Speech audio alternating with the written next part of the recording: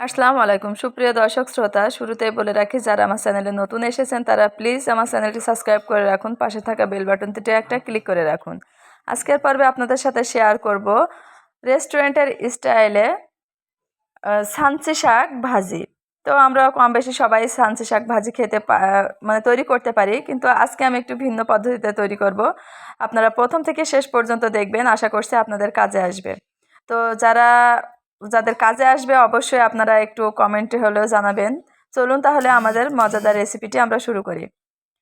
প্রথমে আমরা সানচে শাক নিয়ে নিয়েছি, আর সেটা আমি এভাবে কেটে কুচি করে নিয়েছি। সব শাক কুচি করলে ভালো লাগে না, কিছু কিছু শাক আছে যেগুলো কুচি করলে ভালো লাগে। তো তার ভিতরে সানচে শাক একটি, আমি সেটা কিন্তু অলরেডি কুচি করে নিয়েছি, আপনারা দেখতেই পাচ্ছেন কেমনভাবে কুচি করেছি।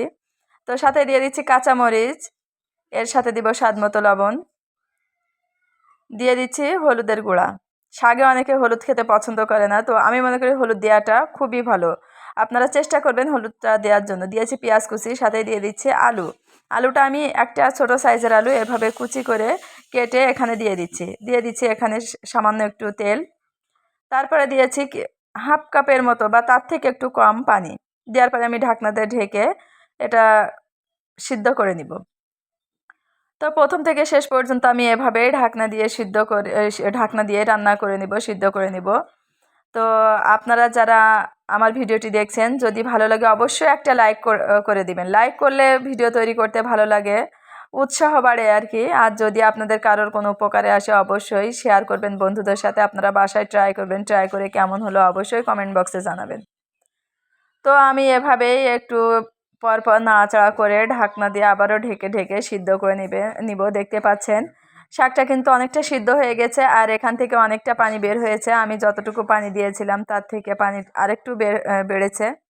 তো এই শাকের থেকে যদি নাকি মানে টাটকা শাক হয় অবশ্যই সেখান থেকে কিন্তু পানি বের হবে। আপনারা চেষ্টা করবেন এভাবে ঢেকে ঢেকে রান্না করার জন্য, তাহলে কিন্তু সুন্দরভাবে এখান থেকে পানি বের হবে, শাকটাও সুন্দরভাবে সিদ্ধ হয়ে যাবে।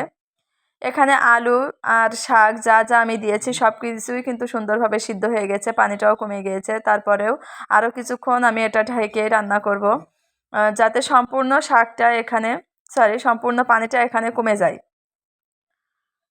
তো দেখতে পাচ্ছেন আমি এটা কিন্তু এভাবে হাতে উল্টিয়ে পাল্টিয়ে দিচ্ছি, যাতে করে তলানিতে লেগে না যায়, কারণ পানিটা অনেকটা কিন্তু এখানে শুকিয়ে গেছে এই জন্য।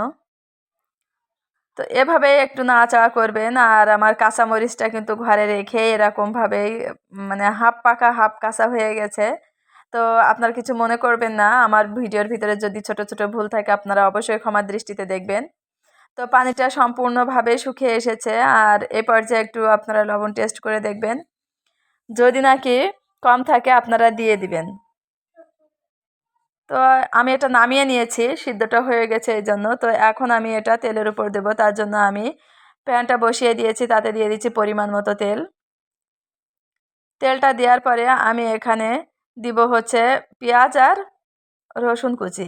তো একটু পরিমাণে বেশি দিবেন যাতে খেতে ভালো লাগে, আর পরিমাণে বেশি দিলে কিন্তু অলওয়েজ টেস্টি হয়। এর যে মিষ্টি একটা ফ্লেভার থাকে সেই ফ্লেভারটা শাকের ভিতরে যায়, খেতে ভালো লাগে। তো চেষ্টা করবেন পেঁয়াজ রসুনের পরিমাণটা একটু বাড়িয়ে দিতে। আমি দিয়েছিলাম, দেওয়ার পরে এটা এভাবে নাড়াচাড়া করে নিচ্ছি, একেবারেই বাদামি কালার করে নিব। তো যতক্ষণ পর্যন্ত বাদামি কালার না হবে আমি এটা এভাবে করব। আমি দেখিয়ে দিলাম যে কতটা বাদামি কালার হয়েছে, কিন্তু তার থেকে দেখানোর পরে কিন্তু আর বেশ কিছুক্ষণ আমি এভাবে নাড়াচাড়া করে নিচ্ছি, না হলে কিন্তু শাকের ভিতরে সুন্দর একটা ফ্লেভার আসে না। কাঁচা কাঁচা থাকলে কখনোই শাকটা খেতে ভালো লাগবে না। এই জন্য আমি এই পর্যায়ে যখন এসেছি ঠিক এখনই আমি দিয়ে দেব সেই উঠিয়ে রাখা শাকগুলো। তো আমি সবগুলো এখানে দিচ্ছি, আর সম্পূর্ণটা নামানোর পরে এটা আমি সুন্দরভাবে আলতো হাতে নাড়িয়ে নিব। তো আস্তে আস্তে এটা একসময় একটু সময় করে নাড়াবেন, না হলে কিন্তু সানচি শাক সহজে পেঁয়াজ রসুনের সাথে মিশতে চায় না। তো এই জন্য আস্তে আস্তে এটা নাড়াবেন, আর এক সময় নাড়তে নাড়তে সময় করে যখন নাড়বেন দেখবেন আস্তে আস্তে এটা সুন্দরভাবে মিশে গিয়েছে।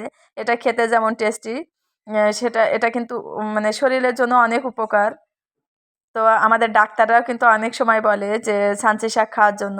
সানচি শাক সবাই খেতে পছন্দ করে, আবার অনেকে করে না। যারা করে না এভাবে রান্না করে খেয়ে দেখবেন সবাই বলবে ভালো লাগছে। তো এখন আমার এটা রান্না হয়ে গেছে, এখন আমি এটা নামিয়ে নিচ্ছি।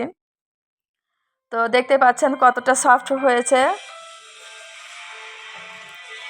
আর এটা কিন্তু অসম্ভব অসম্ভব মজার। যদি একটা আলু কেটে এখানে দেন, খেতে খুবই ভালো লাগবে। আপনারা বাসায় একবার হলেও ট্রাই করবেন, আর কমেন্ট বক্সে অবশ্যই জানাবেন আপনাদের রান্নাটা কেমন হলো। আমি সম্পূর্ণটা এখানে নামিয়ে নিয়েছি। নামানোর পরে আপনাদের একটু কাছ থেকে দেখিয়ে দিচ্ছি যে এটা কতটা। এইভাবে যদি আপনারা শাকটা কেটে নেন, সেটা কিন্তু ভাতের সাথে সুন্দরভাবে মিশে যাবে।